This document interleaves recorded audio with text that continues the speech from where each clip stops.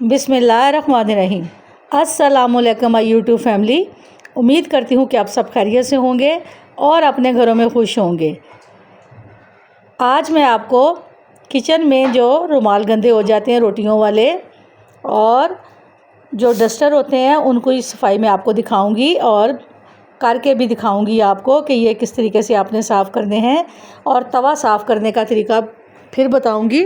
पहले भी मैंने आपको बहुत से तरीके तवा साफ़ करने वाले सिखाए हैं और आपने ये भी तरीका देखना है कि आपने अपने तवे को किस तरह साफ़ रखना है और इससे आपकी रोटियां पराठे वगैरह अच्छे बनेंगे। क्योंकि जब हम इस पर रोटियां या पराठे बनाते हैं तो इसमें ग्रीस, ऑयल और घी जम जाता है। जब हम दोबारा खुश्क रोटी बनाना चाहते हैं तो उस पर ये ऑयल वगैरह और ग्रीस लग जाती है, जिससे रोटी कड़वी भी हो जाती है और उसका जायका भी ठीक नहीं आता। इसलिए मैं आपको तवे की सफाई बताती रहती हूँ कि आप इसे ज़रूर देखा करें और अपने तवे को साफ़ रखा करें। ये देखें, अब मैंने ये तवा जो आपको मैं दिखा रही हूँ, इसको मैंने चूल्हे पे बहुत अच्छे से गर्म कर लिया है।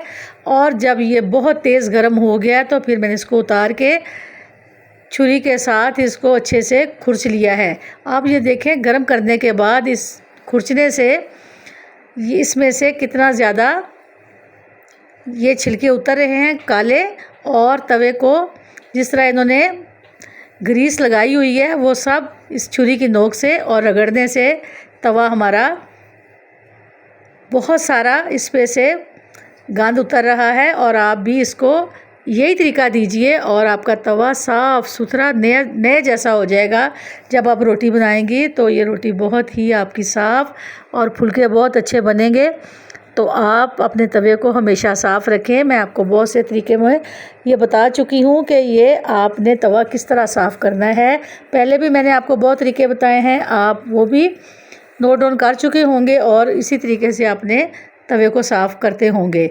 और आज फिर मैं आपको बता रही हूँ कि देखें, ये तवा बहुत जल्दी ख़राब हो जाता है और इस पर ये सिकड़ी सी जम जाती है और इससे रोटियाँ अच्छी नहीं बनती।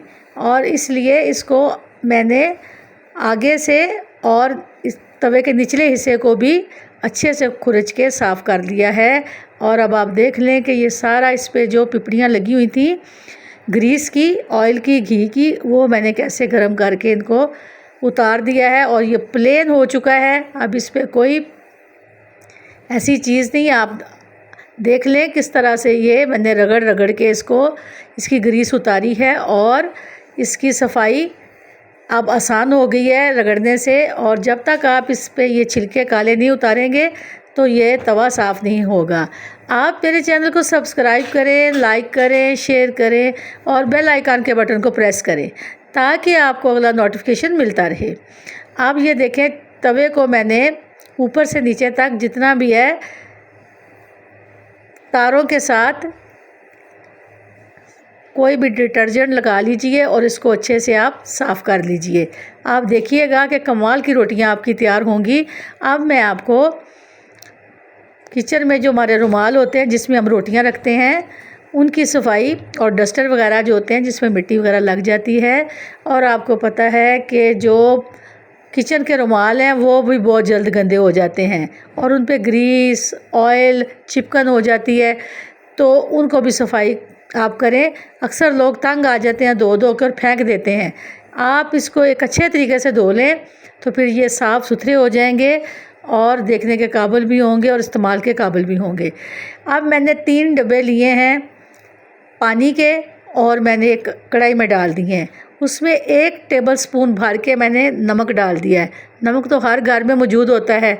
आपने भी 1 टेबल स्पून नमक लेके इसमें डाल देना है और फिर उसमें आपने 1 चम्मच मीठा सोडा, जिससे हम चने गलाते हैं, और ये दोनों चीज़ें इनको पानी में डाल के आपने अच्छे से मिक्स कर लेना है। तो फिर आहिस्ता आहिस्ता जो चीज़ें मैंने और डालनी हैं वो भी मैं आपको बता दूंगी। जब रुमाल में हम रोटियां पराठे रखते हैं तो वो घी वाले ग्रीसी हो जाते हैं और फिर दिल नहीं करता कि वो गंदे हों तो खाना खाने को दिल नहीं करता, रोटी पकड़ने को दिल नहीं करता।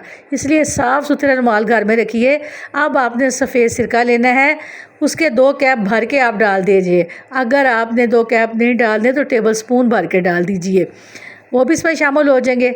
अगर आपके पास सफ़ेद सिरका मौजूद नहीं है तो आप एक लेमन यूज़ कर सकती हैं और इसके छिलके भी इसमें आप डाल सकती हैं पानी में।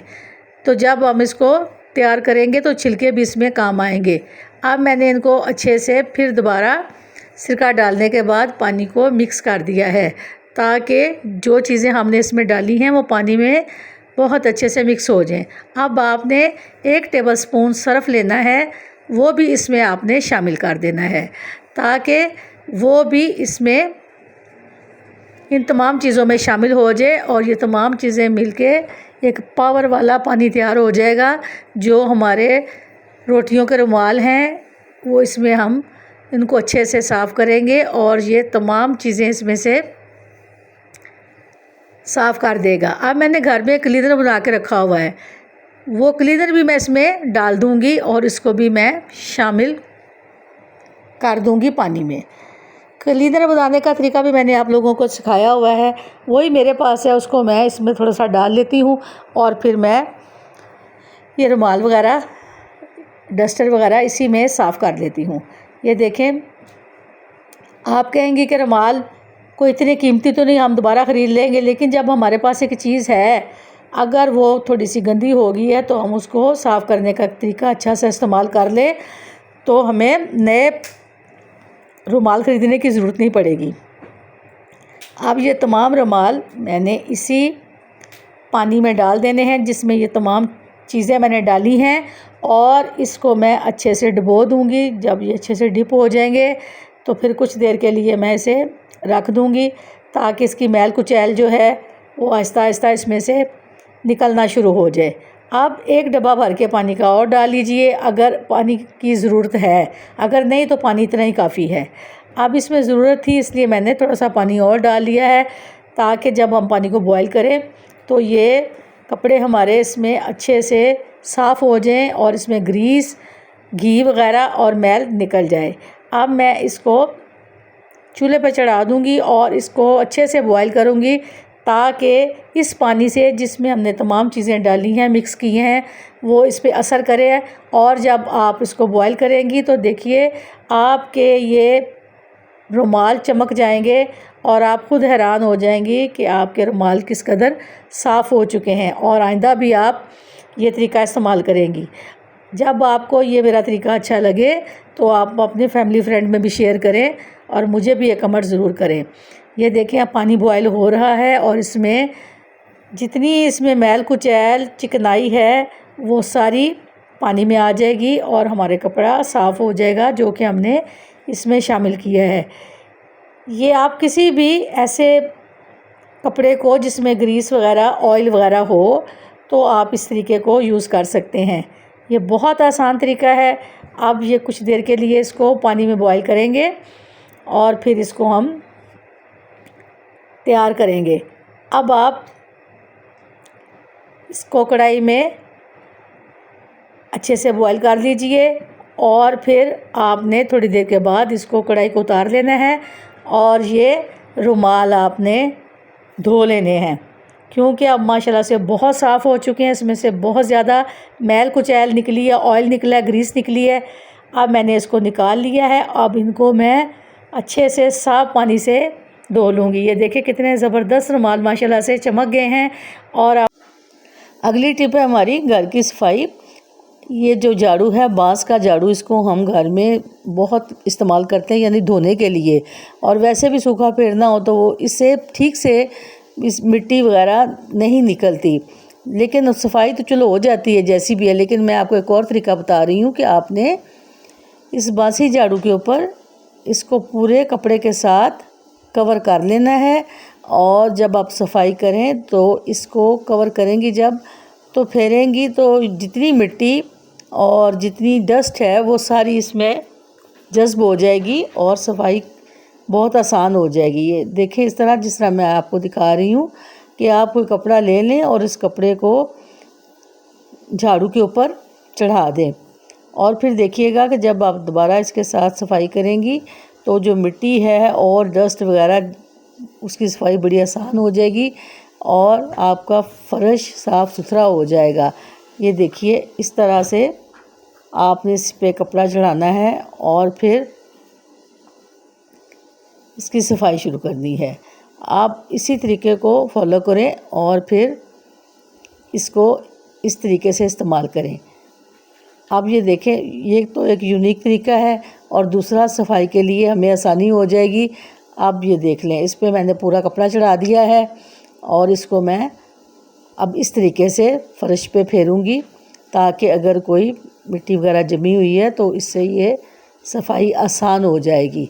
और इससे दूसरा भी तरीका एक हो जाता है, वो भी मैं आपको दिखाती हूँ कि जब हम कपड़ा इसके ऊपर चढ़ा देंगे फिर ये जाले और दीवारें और दीवारों के कोनों पे जाले जम जाते हैं और मिट्टी वगैरह जमी होती है। खाली झाड़ू फेरे तो इतनी साफ़ नहीं होती, जब हम कपड़ा चढ़ा लेंगे ऊपर तो कपड़ा इससे बड़े अच्छे तरीके से इसके ऊपर फेर देंगे और फिर जितने जाले हैं और मिट्टी है इससे साफ़ हो जाएगी।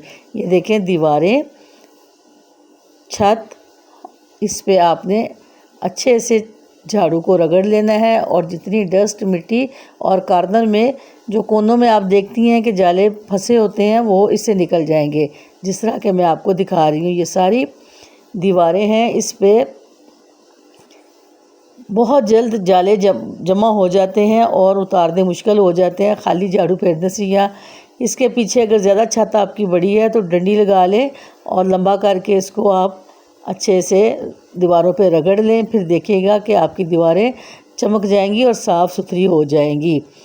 ये देखें कितने जाले इसमें आए हैं, ये कपड़ा लगाने से कितनी सफाई हुई है और कितनी मैल उतरी है, ये आप देख रही हैं, चमक गई हैं दीवारें खाली कपड़ा लगाने से। बस अगली टिप ये है कि जिन लोगों के बाथरूम में बहुत बैड स्मेल आती है उसके लिए मैं आपको एक तरीका बताती हूँ कि आपने एक बोतल का कैप लेना है और उसमें आपने सर्फ डाल देना है कोई सा भी, और उसको कुछ देर के लिए बाहर रख दें ताकि वो खुश्क हो जाए। और जब वो खुश्क हो जाएगा तो फिर हम इसको वाटर टैंक में यूज़ करेंगे और इसकी खुशबू बहुत अच्छी रहेगी और आपके जो बाथरूम में बैड स्मेल आती है वो बहुत ही जल्दी दूर हो जाएगी। और आप देखें वो जो बंद मकान होते हैं उनमें ऐसी जो बाथरूम अंदर नीचे होते हैं उनमें बदबू बहुत ज़्यादा हो जाती है, जब हम उसका दरवाज़ा खोलते हैं तो बहुत ही परेशानी होती है। इसलिए आपने एक बोतल का कैप लेना है और सर्फ़ को आपने इस कैप में अच्छे से डाल देना है और फिर इसको खुश्क होने के लिए रख दीजिए। जब ये खुश्क हो जाए तो आपने ये देखें वाटर टैंक, इसमें आपने इसको डाल देना है और फिर देखिएगा कि आपके बाथरूम की बैड स्मेल किस तरह दूर होगी और बहुत ज़्यादा आपके लिए आसानी हो जाएगी और घर वाले भी परेशान नहीं होंगे। और जब भी आप इसको यूज़ करेंगे इस पानी को तो ये बहुत शानदार तरीके से आपको खुशबू मिलेगी। अब मैं आपसे इजाज़त चाहूँगी। अल्लाह हम सब के लिए आसानियाँ करे। मुझे कमेंट ज़रूर कीजिएगा। अल्लाह हाफिज़।